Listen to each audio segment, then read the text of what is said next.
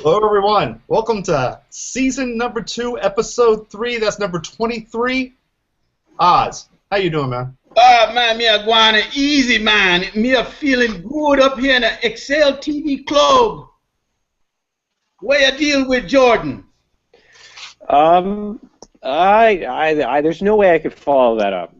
I'm doing well. I'm wearing a tie, so I'm always happy when I'm wearing a tie. Obviously, it is Necktie Tuesday. So, to you, Kevin. Hey guys, thanks for having me on the show. Kevin Lehrbass, I'm up here in Markham, Ontario, which is just outside of Toronto. So, welcome, Kevin. Hello, everybody. Welcome to episode number 23. Tonight, this is Rick Grantham, rickgrantham.com, excel.tv. Tonight is brought to you by Chili, Greensboro, North Carolina, and Homewood Suites. And don't forget, great thing about it being winter. One of the great things about being winter is winter lager. So tonight is also brought to you by Samuel Adams Winter Lager. Go get you some. All right. Oz, how you doing? Jordan? Oz, what you got there, man? Some bullet bourbon. And I have water. Water, great water. This is a Cousin Vinny pizza cup. Those who didn't know, this is terrible pizza. I think it's good. They think it's terrible, but usually order it while drunk, and it comes with a free cup. Nice. I've got Guinness here. All right. All right. Good stuff. So, hey, Mr. Jordan, how's the challenge going this week? Oh, it's going well. You know, I think about all this free advertising we're giving to these beer companies. I'm sure if someone from a beer company was watching this, because obviously they need Excel and monitor their inventory and do predictive analytics, they should talk to us maybe about getting a sponsorship so we stop giving it away for free. So I'm going to jump to our challenge. Let's hit it. Now, last week, we didn't actually have a challenge because Rick was gone, and we sort of did something different. So we're going to jump back to episode 1. And remember, last week I was your host, not Rick, but this time I'm the host of the challenge, actual Jordan. So season 2, episode 1, we asked, how old is Excel? And the answer to that is 30 years old. So Excel is approaching its midlife crisis. Pretty soon it's going to invest in a Porsche, maybe run off with Microsoft Word. Who knows? So let's find out who our winner is. It's Lex Rosie King, one of our great Facebook friends. So congratulations, you get a free ebook of Advanced Excel Essentials. It's a great read. I haven't read it, but I've heard it's good. So let's go to this next question, which I've taken from Mr. Excel, and I probably should have asked him before posting this, but the question is, what's this guy's name? And I'm not talking about Bill Jelen and Mr. Excel. I'm talking about that X dude. Now, if you have been watching our show, you should know the answer to this, because this is actually something that was mentioned on this show. So if you think you know the answer to this, what you should do is go to your neighbor's house and scream it in his face, or you can actually go to excel.tv, post your answer there. Make sure to check us out on Facebook, Excel TV Series. You can post your answer there. We'll have this challenge up later this weekend, of course, at Excel TV on Twitter. So remember, what is this man's name? And yes, it is a man. That is a hint. It's not a woman or an androgynous character, though it may look like one. So that is this week's challenge. All right. All right, everybody. Well, riveting stuff there, Jordan. Thank you. Thank you, Mr. Not Rick. I appreciate that. And this week, hey, we have a special guest all the way from Canada. I think this is going to be Oz's new best friend. I feel it. I feel it in my heart. We have Kevin Lehrbass all the way from Canada, and Kevin is a guy who is a team leader for the Excel and Access Helpline. Hey, Kevin, would you mind saying hello and telling us a little bit about that role? Hi, everyone. So basically what we do, work for a large management consulting firm, and people get stuck when they're working in Excel. I mean, in the whole world, there's probably about 400 million people that use Excel every day, at least 15 minutes, some of them half their day or most of their day. And it's not very efficient when people get stuck. So, at work, we've got a sort of like a live support hotline. People can call in, explain what they're trying to do, and we help them out live. So really exciting, because the necessity of needing to know, anything they might ask, it sort of leads to becoming an expert. So yes.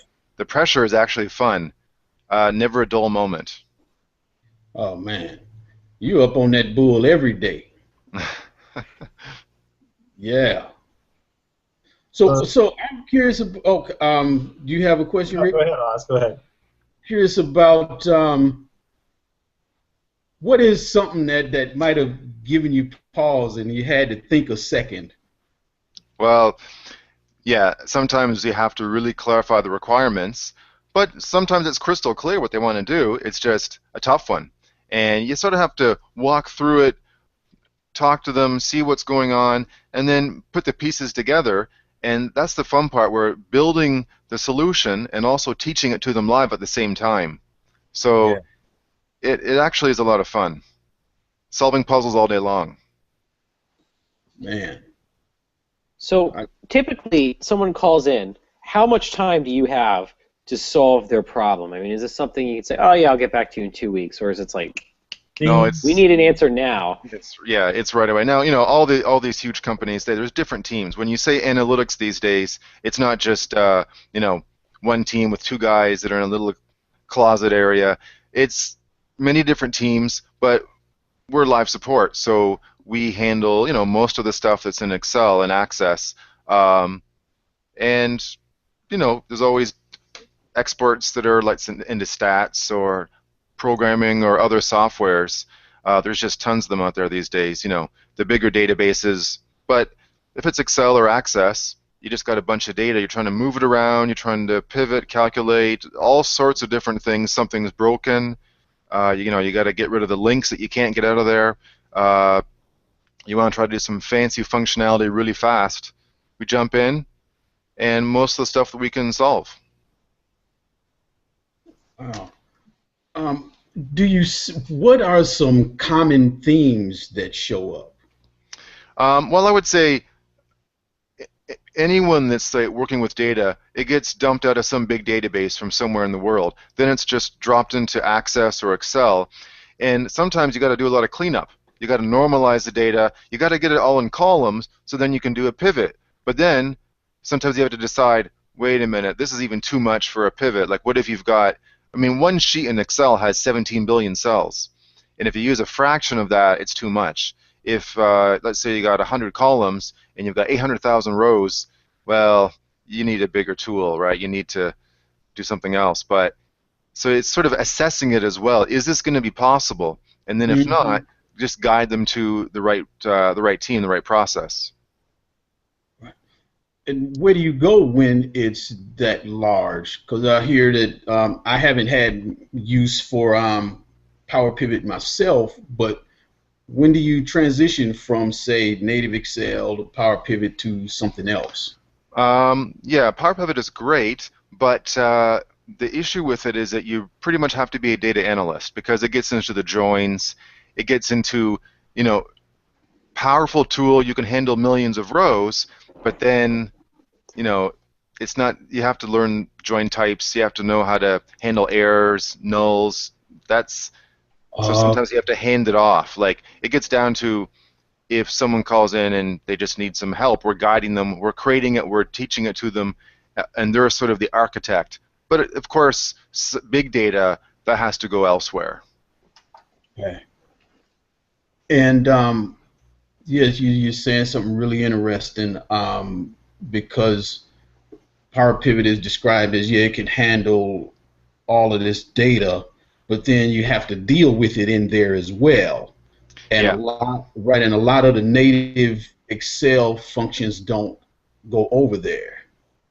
Yeah, see, a lot of people can jump into Excel, put a little data in, do some lookups, maybe do a pivot. But if you're dropping, let's say, 3-4 million rows into Power Pivot, you have to be pretty confident of what you're doing. I mean, the great part is that it's still in Excel. It's a Yes. free add-in, and it's all right there. You don't have to then sort of merge Oracle or SQL Server, and then do your analysis, drop it back into Excel. So there could be any number of combinations of where to put the data, how to work with it. And where do you, is there a cutoff where you've decided, okay, we got to start thinking about something other than Excel? Oh, for sure. Like you look at, well, there's different factors. Is it a 32-bit machine? Is it a 64-bit? You can do a bit more. Um, is it already 100 megabytes and you're just starting, and that's only 1/10 of the data? Well, then you have to go to a bigger tool. What if it's, so you sort of have to, I guess it's just working with the data for so long, knowing the limitations, when it's going to slow down more and more and more, when you might get lucky and do a bit more, or when you just have to say, look, we're not even going to spend 2 hours. You really need a stronger tool. Okay. So it's more than just counting cells or counting rows and columns. You're looking at a lot of other things. The amount of data and the amount of formulas, calculation time as well. Right. Those two things go together. So when you're helping people solve their problems, are you taking the approach of, hey, let me just get you from A to B, let me do the work for you, or is it more kind of teaching them to fish? So are you fishing for them, or is it both, depending on what they want? You want to make people comfortable with the model that they own, right? If it's their model, you really want them to, you walk through the whole thing, you build it, you teach it, and then at the end of the call, you want someone to be confident and to know, hey, I know all the moving parts in this thing. Maybe some of the array formulas or, get pivot data or whatever, the syntax is a bit challenging, but they understand every single part, they've got it all written down, then they need to modify it, extend it, explain to someone else, they're in good shape. Beautiful. So what I'm hearing is they might not be able to recreate the array. They might not be able to do, because it takes experience and it takes seeing things over and over again. But as long as they understand how it all hangs together, then there's the empowerment. Sure, yes. And some people, it depends on how much of a rush it is. Sometimes we can teach all advanced arrays in 20 minutes. And people get really excited because they understand all the conditions and all the transposing, all the dynamic stuff, and they've got it. They know Control Shift Enter. They know all the different parts, and they're very happy. So it's very rewarding, I would say. Like a new world opens up. Oh yeah, definitely. Kevin, which came first? This role, this job that you have, or the website? Oh well, I started working with data about 15 years ago. And sort of my lucky break, like, believe it or not, the first time I remember seeing Excel, I was in Mexico teaching English as a second language around 1996, and I just saw in an office, I think I was going to teach a class, and I saw Excel, and I'm like, wow, that's really interesting. And it took me about 4 or 5 years to actually get my starting job, and then I'm a technical administrator of a database, and to teaching myself SQL, and getting into the pivots, the formulas. Then I remember the day I found where you put the VBA code. You do the Alt, I think it's Alt F11, Visual Basic Editor, and that was like, whoa, another world just opens right up. It's like I think Oz says it's like what do you call it, Oz? It's like just things just keep. It's like the clown pulling the stuff out of his mouth, the handkerchief. Oh yeah. The magician pulling the handkerchiefs out of his sleeve. And then getting in a little bit of program with T-SQL, it's just, you ever see those computer programmers that are really excited, talking really loud, and you sort of look over at them? Well, there is a certain excitement to it, Ideally, you want to have a job that you want to, every day you wake up and you're still thinking about stuff, and you're kind of racing to get there, and that's how exciting it is. Wow. There's an NFL coach, well, he doesn't coach anymore, Jay Gruden. He used to coach for, I think, Oakland Raiders and Tampa Bay, and he was known as a workaholic. He was always in the office until 2 in the morning, and he was always back at 5 a.m. It was just crazy hours. And they asked him, why do you do that? And he says something to the effect of, you ever have that situation where you have a problem, but it's not a problem because you want to solve it, and all you're doing is just thinking all the time about solving it? Said, I got that job. That's the reason I need to get into the office. I can't wait to leave. And so much fun. And whenever people's face lights up, whenever they're talking about analysis or something like that, to me it's just the same kind of just passion and drive. Right. You getting on a brand new bull. You see your name come up, and then you are riding Bocephus today. Okay. Yeah, it is a lot of fun. Like I'm the team leader as well, so sometimes I'm in meetings or whatever. But when I get back in the queue to help out, I'm just like, come on, give me something good today, something fun, And okay, yeah. So okay, so with a job like that, it could easily turn into, oh, not that again. Like the tattoo guys that complain, I don't want to tattoo another praying hands ever again. And then here comes another Exactly. praying Yeah, hand. that's very true. And that's when you have to turn it around and go from the technical part to really caring about this person that's stuck and is very frustrated. Let's say it's just a VLOOKUP. So you want to give it your best and explain it so well that after 5 minutes, they know VLOOKUP left and right, and well, I guess it can only go right, but you know, index match, Good yeah, one. offsets. You want them to feel so good about it that they're comfortable and they've got like that skill and they can run with it. Right. Got one more question for you, then we're going to move on to the next topic. Could you talk a little bit about your website and your YouTube channel and how that all came about? How did you come up with the name? And there's a next level type of thing that some people do, which is there's one thing to kind of geek out in your corner and just got to be happy about something, but there's also kind of a next level when you say, you know what, I got more to share. How did that come about for you? I would say it went back to when I was doing more on the programming side, like my last job, or maybe, no, 2 jobs ago. And I wasn't doing as much Excel, and I was sort of missing it. So I had a different site back then, and I was sort of before blogs were popular, just sharing ideas, and then people from around the world would share their ideas, and it would sort of grow. I mean, you get in the Excel community, and you just learn from each other.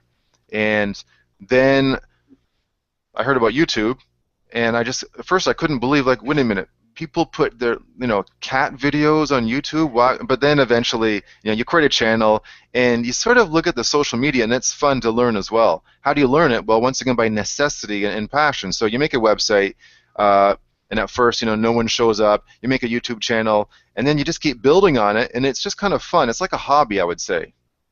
I don't sell anything, just because I don't have the time to support it, right?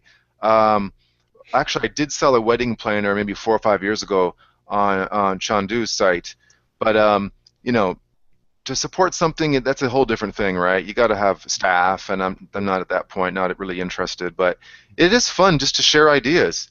We learn from each other. Well, I got a question before we move on. Is when you mentioned T-SQL and all, how do you see Excel's role as a tool in the world when there is access and SQL and all these other things, and you have people who say you need to get rid of Excel, or my job is to get people off of Excel. How do you see all this stuff hanging together? Well, I've heard that since about 2002, 2003, and one thing is that Microsoft just keeps improving the product, and then another thing is that you're not going to get, in a perfect world, only a data analyst or a programmer would touch the data, and that's just not the way it is. People all over the world are putting things into Excel. They all can't pay thousands of dollars to experts, so they're going to try it out. They're going to go online. They're going to create pivots, kind of try to figure it out. So spreadsheets, I don't think, are ever going to go away, and there are millions upon millions of them all around the world. They're on servers. They automate processes. People do in-house, things for their mini processes. So I don't think it'll really ever go away, but some people think they will. Interesting. So with that, George, would you mind taking us away with the topic of the week?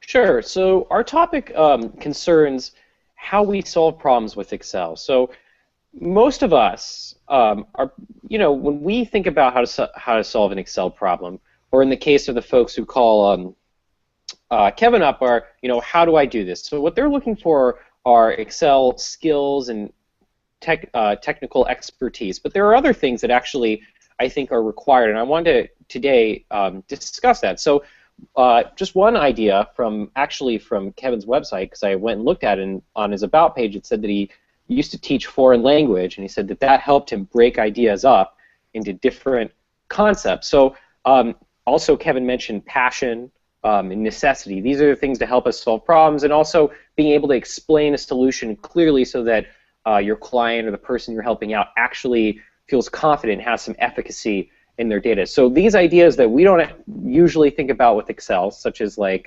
passion, being good at a foreign language, really anything. You know, what are these other things that we should look towards to help us solve problems with Excel? So that is what I would pose to the group. And I saw Oz smiling a lot while I was saying that. So Oz, you want to take it away? Well, okay, so part of this is driven by Kevin's video about close Super Bowl games. And that excited me because Kevin didn't show how to do any other stuff that he did in the video. And that was exciting because we got to hear the thought process. What counts as a close game? You can look at the final score, but what if the game really was somebody scored a whole lot in the beginning and then somebody had a late rally and the whole middle of the game was dull? Or what if it was a defensive struggle and the entire game was dull, but somebody won 6-9? So defining close game, I found that, wow, that's how we need analysts to think, so that they can call somebody and ask questions. Because I find that that's a lot of where people I work with where they fall down at is not so much in the Excel skill that can be taught, but in asking the question, defining the problem, and saying, okay, there are multiple ways we can define something. Let's put up all of those definitions. Let's say 3 definitions on what we now call a dashboard, so that we can see. But I'll come across an analyst who might want the skill and a manual and step by step. I'll do that, and then I'll go home, but they didn't realize that the numbers looked funny, or that the need to get me all of the sales so that I can do this, this, and this. Well, do you want taxes included in that or not? Do you want shipping and charges included in that or not?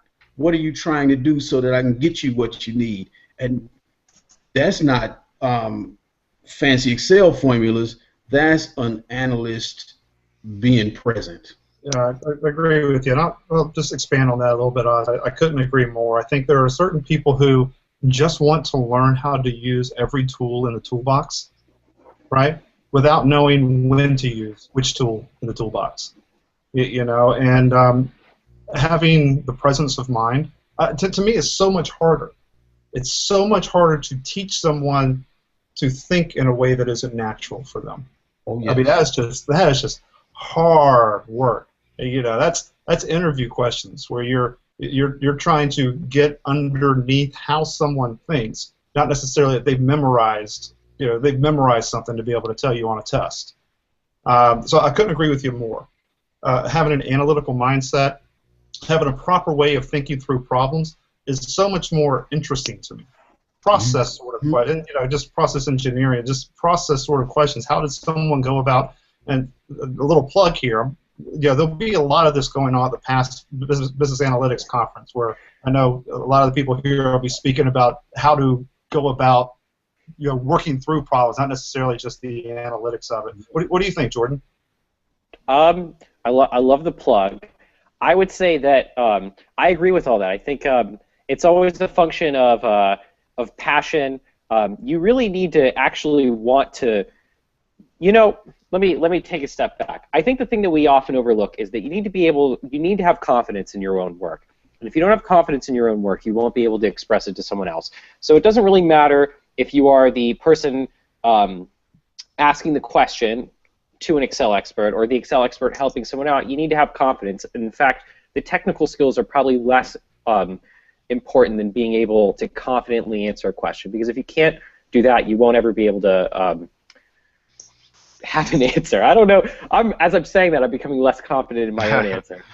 What do you think, Kevin? Well, I would say, ideally you'd have both. Someone that knows a tool, that knows all the little pieces, but they can also do that high-level thing that Rick was talking about, to see the whole process, like a vision of everything. Now, if you can't have both, Well, I mean, you kind of really do need to have both, but I would say you get someone that has the vision, and then they have to get the right processes, the right people, the right softwares, and get it all lined up and sort of get it working together. Then you've got a really strong machine that can do some amazing things. Yeah, you know, when people say, I never stop learning in Excel, that's what Bill Jelen always says in his classes. He learns something new every class. I think what they're really saying is that they never stop learning how to think about new problems, right? Because there probably is a topping out point that most of us do, whether it's Excel or anything else, where we say, okay, well, we know enough in terms of technical expertise that if someone gave us a test, you know, maybe we'd have to study, but we do fairly well on. I think, though, that there's a point after that where we actually sort of transcend the technical part and say, well, how can we apply these differently? How do we think about these problems differently? What skills can we bring on to help us think about these problems differently? And that's why I think it's very interesting that Kevin mentioned foreign language, because I don't think that's one that's often associated with Excel, which is usually most people associated with, you know, quant stuff, you know, statistics, you know, not necessarily liberal arts, humanities sort of things. But I think everything helps us think about problems differently. You know, there's a book called The Grammar Book, and it's this big, thick book. When you look at this book, it's just amazing because it breaks down the English language into these structures. And I also love languages. I speak Spanish fairly well. I mean, it's been a long time since I lived down there, but I listen to the radio in Spanish on my lunch break almost every day. And I just love plugging into, you know, somewhere Latin America or Spain and just hearing what's going on, how they think. So languages are also, I think, very analytical. Programming languages. I agree with that. Yes, yeah. And you remind me of this guy. He was deaf, and he worked at this cigar store where I worked.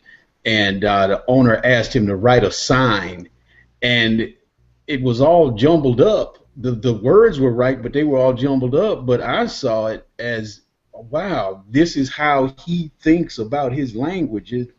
There it is. Yeah, it's interesting stuff. I really think the importance of language, not to steer this entirely into language, but I read The Elements of Style many years ago, and I think that actually almost changed how I programmed, because it made me think about structures, and it really, that and a few other books really set up how I try to think about Excel differently, and try to have guiding principles in how I code. So I always think about, you know, what are these other skills required to help us out? Because it's very easy to say, well, more than being good at Excel, you need to know data visualization. Yeah, sure. I mean, but you know, there are other things that you mentioned. You know, being good at customer facing, being able to understand requirements. When someone tells you, I need this and this, and say, well, is that what they really need? What do they really mean? Exactly. And this is like, it's like being a quarterback almost, where it's live. You know, you can't just say, hey, well, hold on, let's just think about this. No, some guy's running around, you know, the line and coming right at you. So you gotta be quick, and that's what makes it fun. Yes. So let me ask you about that video, because I really like that, and especially the part about not getting all technical with it. Can you tell me about that video, and did you purposefully decide not to get technical? Yeah, see, that one, there's a lot of formulas, and I thought, no, what's really important here, not like most of my videos where I walk through every little step, but what's the overall picture of this? And, you know, I heard someone talking about the Super Bowl, and then I went online, and most people just look at it as the final score, 1 point difference, 3 point difference, but how close was it all the way along? How do you measure that? And sometimes I just daydream where I'm on the train home, and I'm like, well, you got to measure it like every 15 or 30 seconds. Like, literally, how do you measure sitting on the edge of your seat watching, you know, football game, basketball game, hockey game? And most of them are close all the way through, but this Super Bowl, right at the very end, like, wow.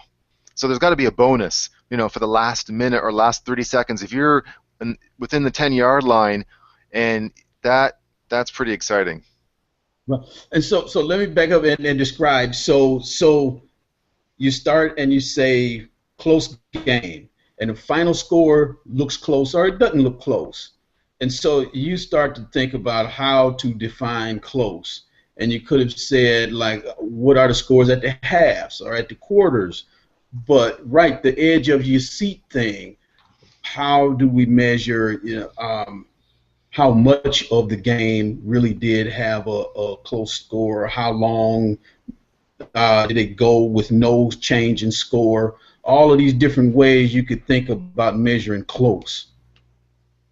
Well, really for me it was like you can't really measure excitement. I mean that's pretty hard because some close games are boring. You'd have to have like a team of people trying to do something there, measuring your pulse. But that came to me pretty fast. Then it's just a matter of, is it every 30 seconds, every minute, every 15 seconds?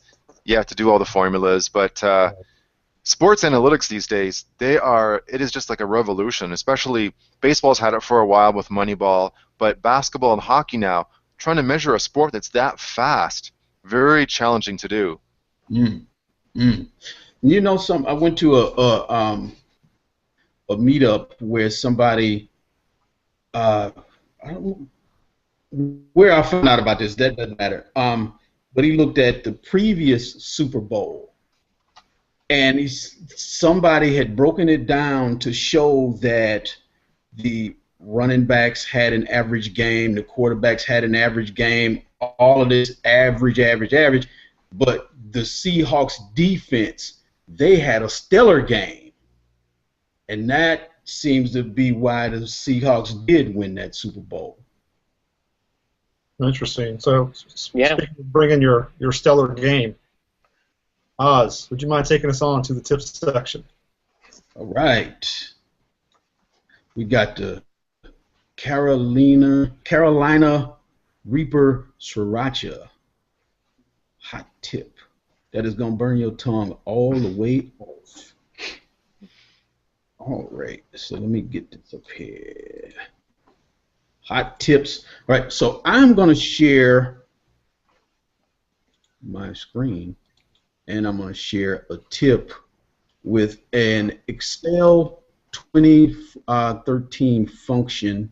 Let me get this thing.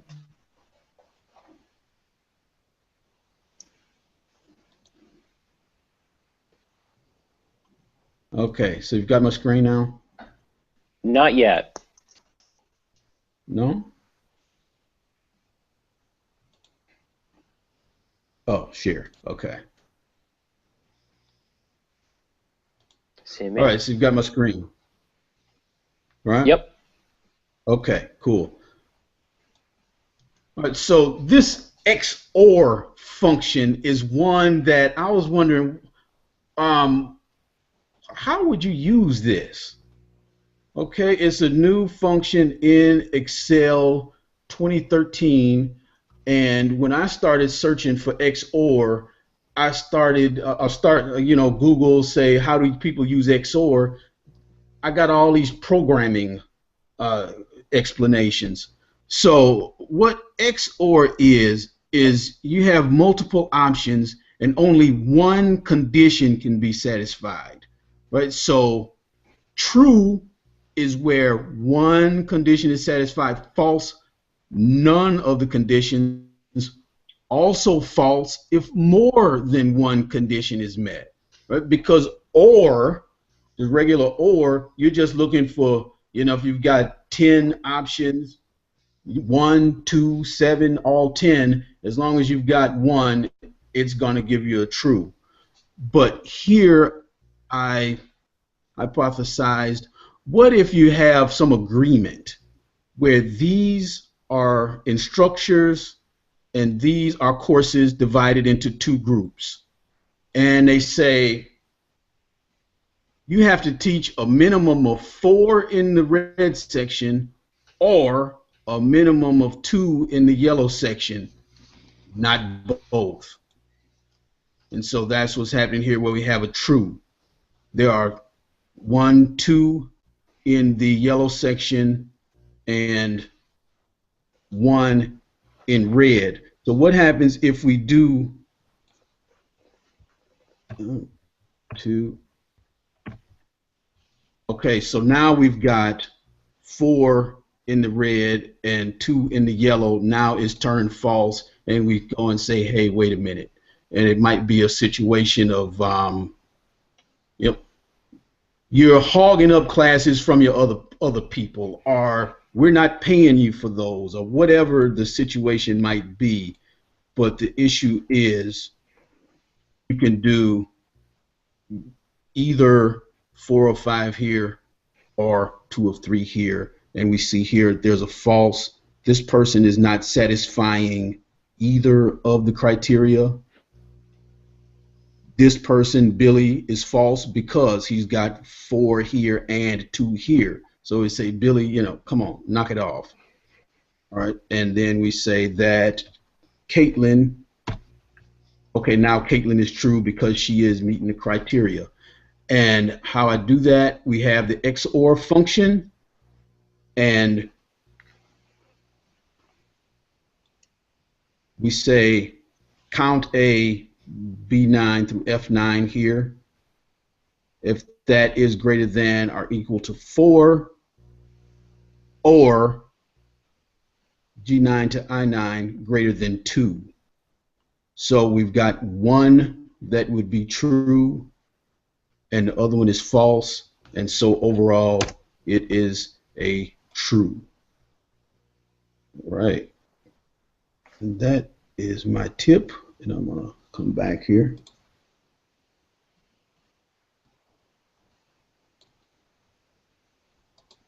All right, and I'm going to give that 3 srirachas, 3 out of 5. Because I don't know how many people would really need an XOR, but it's nice to know that it's there, and there are some situations where you do have an either or. You know, like maybe if you're managing holiday schedules and people have to do something, but they can't do everything. You know, you aren't going to all of the holiday pay and, you know, whatever. So there you go. All right. Good stuff. Good stuff. So, Kevin, do you have one as well? Well, you know, I've got thousands, and you know, I can talk all day about Excel and databases, but I would say one just very practical one would be the convert function, because I've seen videos on YouTube, people doing all these UDFs and long code to convert Celsius to Fahrenheit, and if you just explore the functions, the convert function is a great one. You want to convert something pretty quickly, you just go into the help, you see, you know, you can take it from this side to the other side, and it's done. So a built-in function is always going to calculate quicker than a UDF. Mm-hmm. That I just looked that up. I did not know about that convert function. That is awesome. You didn't know about the convert function? No, I'm stupid. I don't know. I've just never used it. You know, I just never thought to use it. That is awesome. I mean, it's got so much on here. Look at you smiling, Jordan. You're so happy. Yeah. Yeah. And I had to hold back because I love array formulas, but I had to hold back on that one and just say convert function. Oh my God! Yeah. I've been converting things the hard way like a chump. That gets 5. But see, okay, in Guerrilla Data Analysis, there is convert. There's the convert section. There we go. Even show converting stone to pounds, watts to horsepower, and showing that it error out when you try to convert light years to Celsius. All right. Good stuff. That is awesome. You know. Make Jordan smile. So that's a good tip. 5 srirachis and a Jordan smile. While we're hawking our own books, hold on. Let me see here. I got the Zor. I call it Zor. I don't know why. I have the exclusive OR function in my book. You talk about. Okay. I call it the Legend of Zorro. I don't know if you can see that. You probably can't. I don't know, but I do talk about it. But in truth, I only bring it up to sort of talk about different ways to look at functions. I don't really know that I've ever actually used it. Use the XOR? Yeah, I mean, I used it like I had to take this electrical circuits class. I mean, in which case we didn't use Excel, and there you had to use the XOR, but I never used it outside of that. Mm-hmm. Okay. So Jordan, Cool. you had a tip as well? I do, so I'm just going to jump right into it. Let's take a look over my other screen. We're going to share it. All right, here we go. Let's see here. Screen 2. Okay, so you should see my screen. I'm at the website colorbrewer2.org. This is called the Color Brewer. Now, what the color brewer allows you to do is help you create categorical colors. I should say it helps you create a color scheme for your categorical or ordinal variables for your own work in Excel. And what's so great about this is it actually comes up with ones that make a lot of sense. So in this case, just in the standard, it says I have 3 data classes here. And we can actually come up with more, we can come up with less. The data classes are how many different types of variables we have, and if hopefully you can see my mouse following along. So I'm just going to jump back to 3 here. And so you see it's come up with 3 colors. And then this map shows you that sort of gradation. So in this case, where we have an assumption of an ordinal scale, where this lighter color is maybe a lesser value and the darker color as you go up is a greater value, this really helps us create colors that I think are, and I could be wrong about this, but I'm pretty sure this is correct, that are linearly equidistant from one another. So in other words, if we were to follow sort of the variables that create these colors, they are equidistant in terms of the numbers that make up these colors. But what this is really good for is that the colors used are very good at telling differences of degree in terms of your ordinal values. But of course, you can always do a diverging one. Now, diverging, in this case, you may have ones where your center value is white, and then it goes darker red or darker gray. That could be, obviously, weather is a very common use of that. And also, we have qualitative ones, in which case there's no relationship between the colors, but you have these different variables. So you want these colors to stick out. So what's so great about this tool is that you can say how many variables you have. You can figure out what your underlying nature of the data is, and you can also pick the colors that are colorblind safe, print-friendly, or photocopy safe. So obviously, male color blindness is very common. So this is something to keep in mind in your own work. You have a lot of decisions. So here's the question. Once I figure out what I want, and obviously I can use this map to help me out to see the differences, how do I get this back into Excel? So I've clicked this. So down over here under the different types of classes we can display the colors, and you see that the default is hex, which is what HTML uses most commonly. You can switch it to RGB. And once you've switched it to RGB, you see that I actually have the colors here that I can input into Excel. So in this case, I have 227, 74, and 51. Hopefully we'll remember those. I've now clicked over into Excel. I'm going to go to my paint bucket. I'll click more colors. This little guy pops up. We're going to click the custom, and then I have these inputs here. So I actually already forgot the colors. So 227, 74, and 51. So I'll just type that in here real quick. 51. Okay, so that is the color. Hopefully that was the right color. Yes, it looks like it was as I look down there. So now I actually have this color, and I can input all of them, and I'm sure there's probably a quicker way to do this if you wanted to write a macro. But once I've done that, you can see that it's in my recent colors. And again, if you are someone who is well versed in Excel themes, I'm not.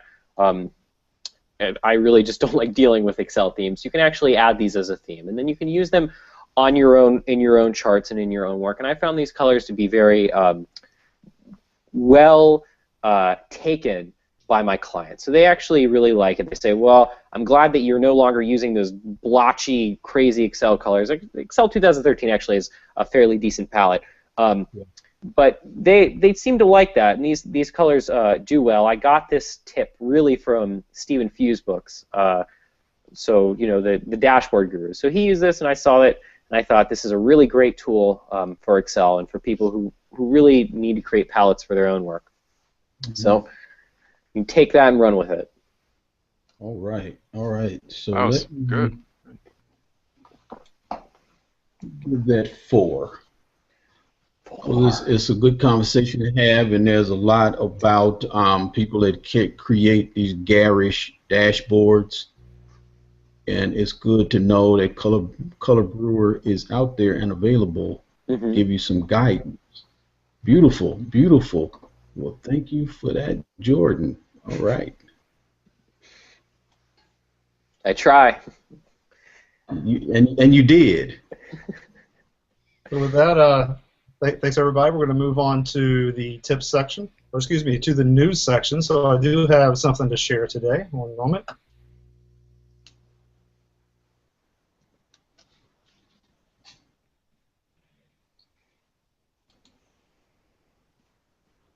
Trust you can see my screen.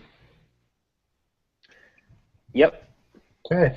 So very good post this week by Mr. Power Pivot Pro, Mr. Rob Colley. If you go over to his blog at powerpivotpro.com and scroll down, you'll hear about the past Business Analytics Conference. Hey, look at all these cool kids who are going to be there. That's Chandu. That's Rob Colley. That's Mr. Bill Jellin. Oz, that's me. I mean, there's just all kinds of just really cool people here. So invite you to come on out to April 22nd. You can click on here and go to the past Business Analytics Conference where all the Excel speakers are. So we'll all be there. This will be in Santa Clara mid-April. So go and check it out. So that's all I've got to share. Beautiful. And how about you, Jordan? Sure. So I actually have a past pre-session I did. I don't know what you would call it, a pre-session webinar. I'm going to put it up on my blog here soon, and I think it's going to be up on the past website. I looked and I couldn't find it. So that's some news that's coming out for me. Obviously, I wish I had something to show for that, but what I'll do instead is I'll show you what's coming up in addition to all that, but that's actually a great preview for all you folks who want to see what I'm all about and listen to me blabber on for an hour. So good stuff. I have a lot of upcoming workshops and events. Advanced Excel for Business, that's in Westchester, Ohio. I have a lot of sign-ups. If you're near me, Indianapolis, Dayton, Cincinnati, heck, even if you're from Columbus, come and join us. This is for the Miami Valley if you want to learn about Excel, and particularly Advanced Excel. So we're going to go beyond those typical CAN courses and do a lot of fun stuff. We're going to transcend those charts and make some cool things that your boss can be like, whoa, I didn't know you could do that. Well, turns out you can, and you get to take all the credit. So also the Introduction to Analytics and Excel, that's at the Center for Business Analytics at the University of Cincinnati. Also great class, very well attended. Last time I did it in October. Obviously that is something for the local businesses to come in, but again, if you're in the Miami Valley, we'd love for you to join us. You can sign up to that through the University of Cincinnati's short courses web pages, and all this is on my blog. And if not, I will be soon. Also, I'm going to be at the Past Business Analytics Conference, as Rick said, and finally, the Big Data TechCon in Boston, Massachusetts. Hopefully there's not any more snow there when I come. I have two things, big data analysis in Microsoft Excel and Power BI, and making better decisions with big data. And what's so great about this class, I feel like I pointed this out in our first episode, but if I didn't, you can actually take your eyes and look up and see that there's a class at the Past Business Analytics Conference called Making Better Decisions with Data. Since I was going to the Big Data TechCon, I added the word big data instead of regular data, but it's more or less the same class. So that's one of the cool things you get to do when you make your own webinars and sessions. You get to change them on the fly. So that's what I have. To you, Mr. Oz. Oh, all right. Well, I will remind you that Gorilla Data Analysis Edition 2 will be available in April. It's on Amazon.com right now for pre-order, and I am working on full contact data analysis, which should be available in October. And I'll be at the... Huh? That's a great name. Sorry, I didn't mean to interrupt, but I like that full contact data analysis. That is good. That is very good. Yeah, man, yeah, because it is full contact, and you mess up somebody's money, and they show up and put their hands around your neck, it's full contact, baby. Pull out your nunchucks. All right. Then, Mike Gervin has a really good series, statistical series that he's doing right now on his YouTube channel. Excel is Fun. And I've started a new series of videos, and the first one is about my mythical kids and whether they get to keep their dog or not. Yeah, I was wondering if you really had kids or not. I didn't want to mention it. It's like you said, my last kid's name is Zed because he's the last kid. And I was That's like, right. Oz has kids? I thought in his bio he said he didn't have any kids. All right, okay, I know now. All right. Right, so no, the idea is to have some fun and show beginners or even people who are scared of Excel that there are some advanced things you can do, and that this advanced beginner intermediate stuff is nonsense. Where I show that I said, okay, you got to do 80% of these dogs' walks in order to keep it, and all you have to do is lay out your data right and put it in a pivot table and see if we take the dog and set it free in Canada, or if I have to suffer and keep the dog. And I've got some other ideas for other videos that are around, having some fun, doing skits, and showing you can take simplicity and do some complex things that matter to your life. Wow. And that's it for me. All right, Kevin, what you got? All right, so this year I made a goal. One of my goals was to declutter, to get healthy, but another one is right here, where here's my my website or my YouTube channel. So you go in there, it's mySpreadsheetLab, and I want to get up to 100,000 views this year, and hopefully get up to about 1,000 subscribers. So that's something to work towards. You know, I've got about 121 videos right now, and we'll see what we can do. Maybe get up to 200 videos. That's a big goal, but 100,000 views, get my subscribers up, and then this year, hopefully, become Excel MVP. That would be a fun goal. Woohoo! Right. Good Yeah. stuff. Join the club. So I'm wondering about. So you do the videos. Do you have a goal around your videos to do one a week, or do they just happen organically? I do planning, but then life happens, right?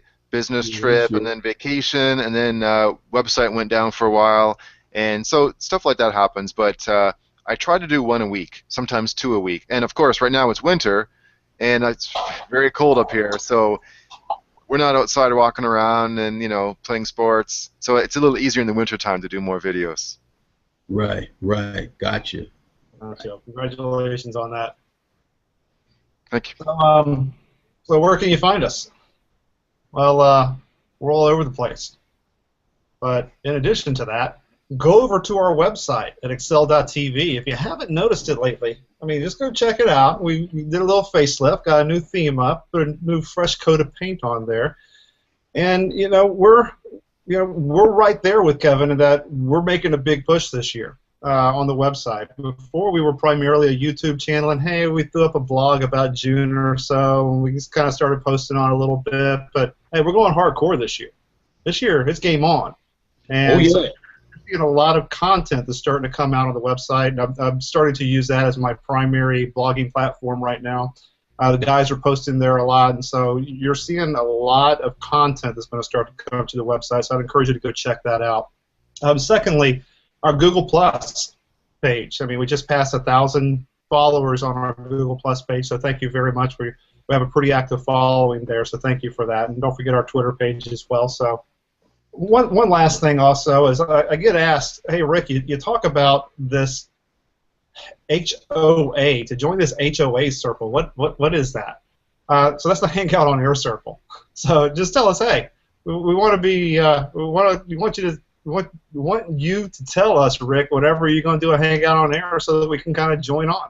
We can ask questions of you live and kind of see what's going on. So just go over to our Google Plus page and say, I want to be part of the HOA circle. And we send out the invitations to you, so it just kind of shows up over in your browser. So wow, great show, man. Season 2. Jordan, would you do me a favor? I know we didn't script this, but yeah, we got some hate mail at our very first, after our very first or second episode, and in celebration of episode number 23, now that we're in season 2, episode number 23, would you mind just reading one of our hate mail?